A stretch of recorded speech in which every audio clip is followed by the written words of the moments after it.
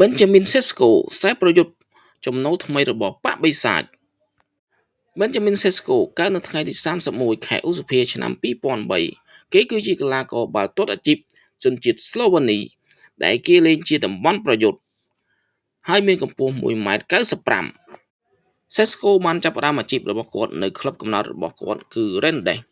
នៅពេលដែលគាត់រៀននៅថ្នាក់ទី1បន្ទាប់មកគាត់បានចំណាយពេល1ឆ្នាំជាមួយ Roda Trolley ក្នុងអ៊ុយ11ឆ្នាំមុនពេលត្រឡប់ទៅ Rennes វិញ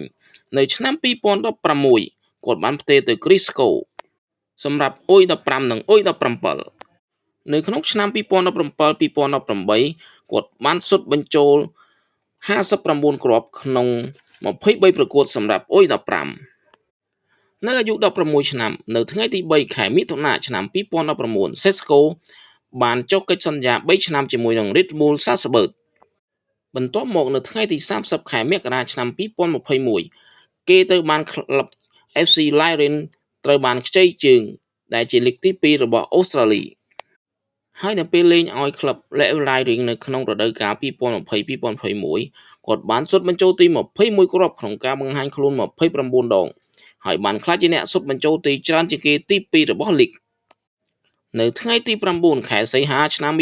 2022 RB Leipzig បានប្រកាសថា Sesko នឹងចូលរួមជាមួយនឹងពួកគេដោយក្នុងកិច្ចសន្យារយៈពេល5ឆ្នាំរហូតដល់ឆ្នាំ2028សម្រាប់តម្លៃប្រេប្រហែលជា24លានអឺរ៉ូលុះមកដល់ខែមិថុនាឆ្នាំ2024កំភ្លើងធំ Arsenal តោខៀវ Chelsea បិសាចក្រហម Manchester United និង AC Milan សុទ្ធតែបានតាមដេញ Sesko ប៉ុន្តែគាត់សម្រេចចិត្តនៅជាមួយ RB Leipzig ដោយបន្តកិច្ចសន្យាដែលមានស្រាប់របស់គាត់មួយឆ្នាំទៀតរហូតដល់ឆ្នាំ2029កំឡុងឆ្នាំរដូវកាល2024-2025គាត់បានក្លាយជាអ្នកសុទ្ធបញ្ចូលទីច្រើនជាងគេរបស់ RB Leipzig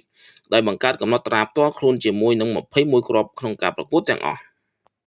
លុះមកដល់ថ្ងៃទី9ខែសីហាឆ្នាំ2025ក្លឹបបិសាចក្រហម Manchester United បានប្រកាសពីការចុះហត្ថលេខាលើកីឡាករ Sesko ក្នុងកិច្ចសន្យារយៈពេល5ឆ្នាំរហូតដល់ឆ្នាំ2030ដោយតម្លៃផ្ទេរប្រហែលជា 76.5 លានអឺរ៉ូជាមួយនឹងប្រាក់បន្ថែម 8.5 លានអឺរ៉ូបន្ថែមទៀតដោយបច្ចុប្បន្នកីឡាករចំណូលថ្មីរបស់បិសាចក្រហម Manchester United Sesko បានរកបាន2គ្រាប់ក្នុងចំណោម8ប្រកួតហើយ